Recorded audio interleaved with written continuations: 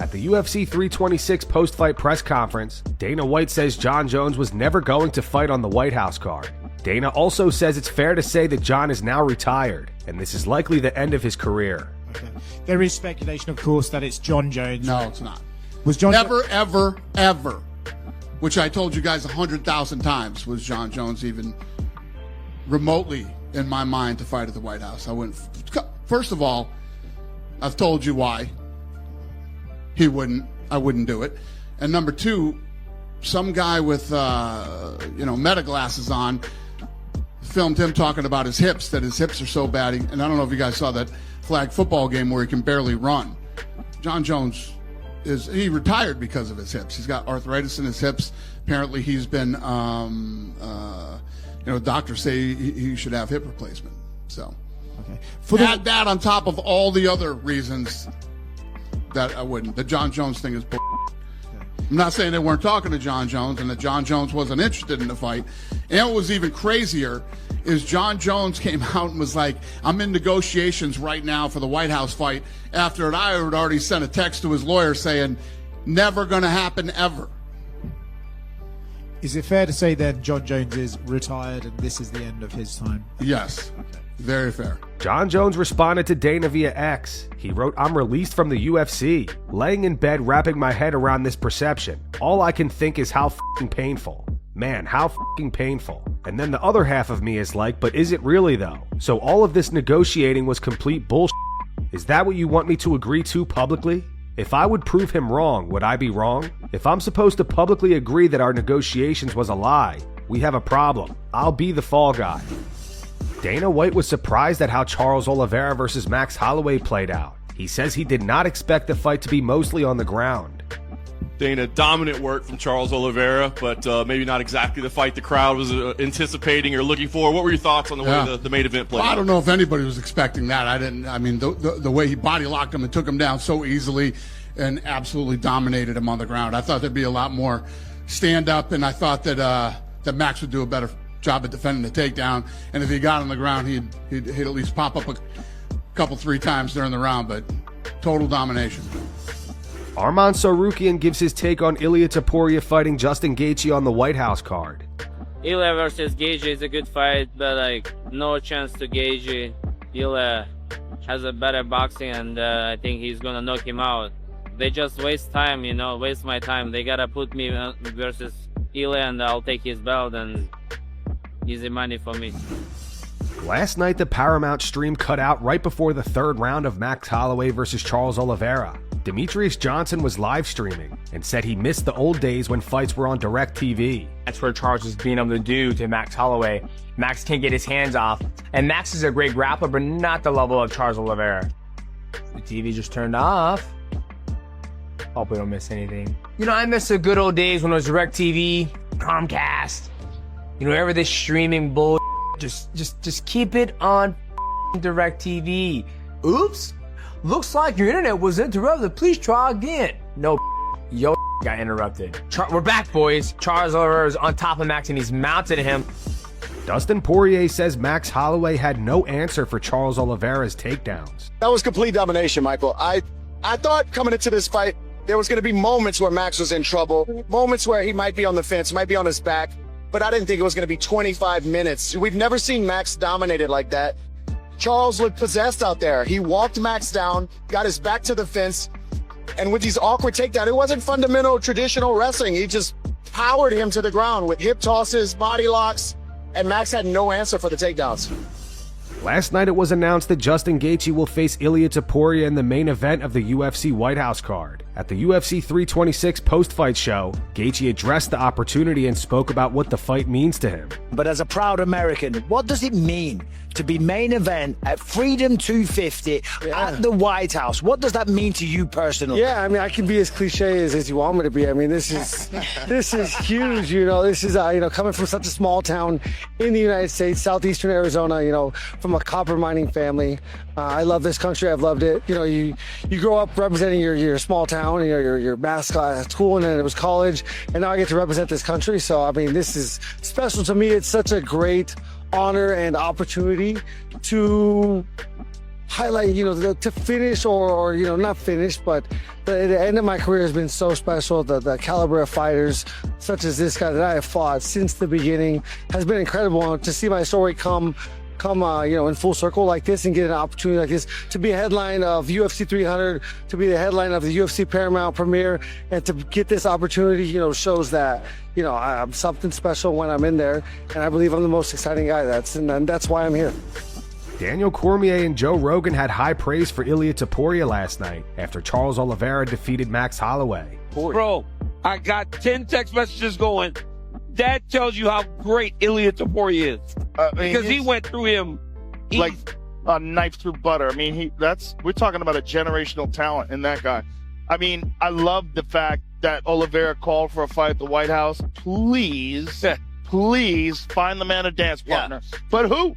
I don't know who. But who? Fight well, there. who other than Topuria, right? Topuria is busy with Gaethje. Yeah. Who? Well, right. Arman Tsarukyan is not going to fight him in a rematch. Arman would not fight him for the second time. Why? Well, he would if they gave it to him. Well, when you seem to be about to get a title fight, why fight this dude? Yeah. Well, because the first BMF title fight. But I mean, could you really set that up? I mean, Tsarukyan's been out for so long. It's been so much controversy around him. He just got in a brawl at a wrestling match. He's crazy, crazy man. Dana White says the White House press conference will be held at the Lincoln Memorial. Can you just talk about what fans could look forward to leading up to the fight in D.C.? Yeah, obviously you can't get tickets to get into the White House fight, but the Ellipse across the street, we'll be able to hold 85,000 people over there. We're going to have screens and fan activation over there. Ram is like giving away trucks over in the Ellipse. Is going to be all kinds of cool stuff. So even if you obviously can't get tickets, you should be in D.C. the week of the fight. Press conference is going to be at the Lincoln Memorial. It's going to be fun.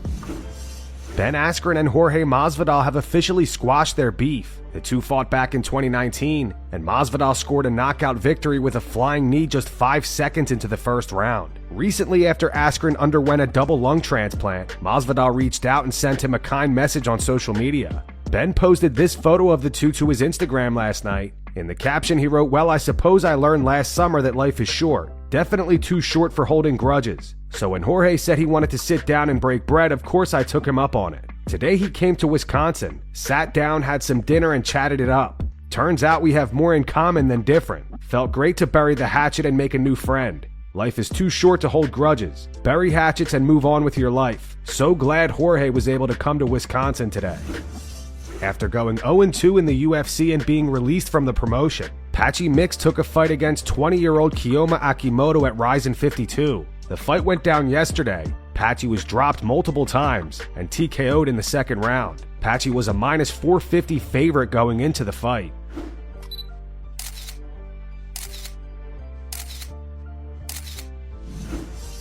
After his unanimous decision win over Rob Font last night, Raul Rosas Jr. said he's confident he can break John Jones' record as the youngest UFC champion. Rosas is currently 21 years old, and John became light heavyweight champ when he was 23. So I guess when would you like to return? Yeah, I'm going to talk to my team, and God willing, I'm able to return ASAP this summer, hopefully. I want to stay active. I got 2 years to break John Jones' record, and I feel like I'm in a good path. I'm starting off the year good, being ranked at 21 years old. So we're doing a good job, I think.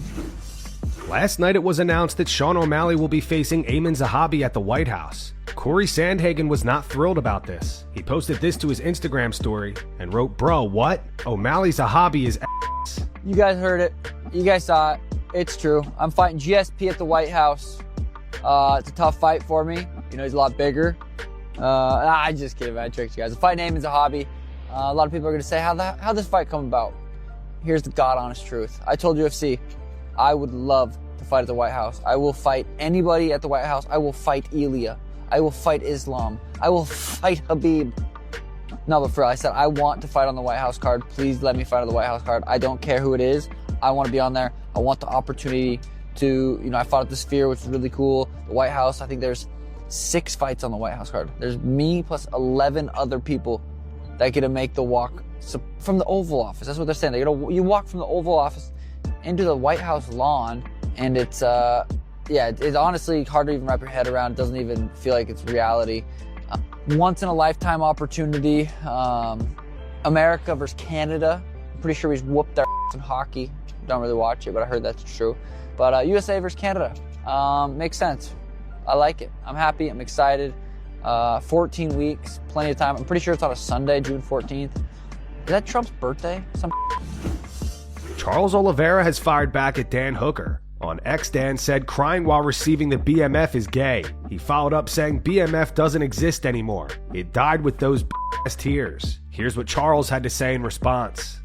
I think Dan Hooker's in love with me. I truly do. He's always focused on me. He's just tweeting stuff about me. He just searches for stuff about me. He's always just snooping around about me. Why don't you focus on your career?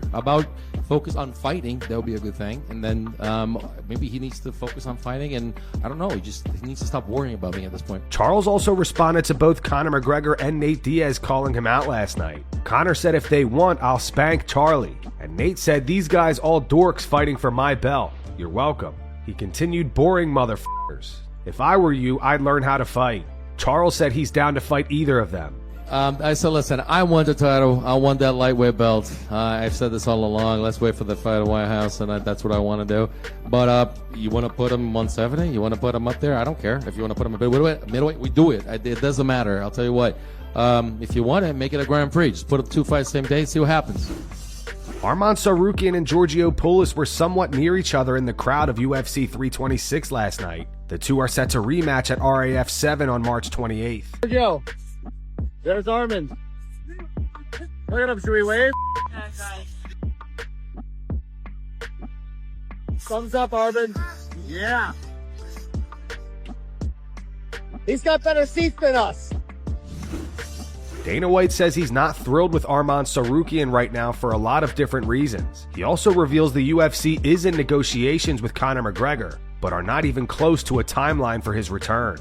What's the question again? Arman, I know. Arman said he spoke to Hunter. Got it. I don't know. I'm not thrilled with Arman right now. And there's a lot of different reasons. It's not just the stuff that you see publicly. But yeah. Care to elaborate on any of those reasons? No. Listen, there's plenty of guys that wrestle that have,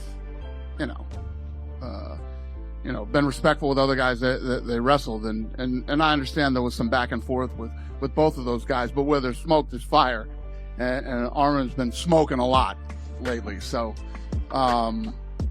yeah. Is there any update on when or if he'll fight again? No. But we are definitely talking to Conor, obviously. But there's no timetable. You're just okay. Not even close. And that's going to wrap it up for the news. Thanks for watching. For daily MMA news and content, subscribe to Full Mount MMA and click the bell icon to be notified when we post videos. Here are the 3 top comments from last video. The first one's from The Eagle Has Landed. It says, somehow Surreal Gone found a glitch in getting infinite title shots. The second one says the White House card is garbage. And the final one's from Josh. It says, highly disappointed. This is not a once-in-a-lifetime card. Those were the 3 top comments from last video. If you want to be featured in the next one, all you have to do is comment down below. And if you missed yesterday's news, click the video on screen right now to get caught up.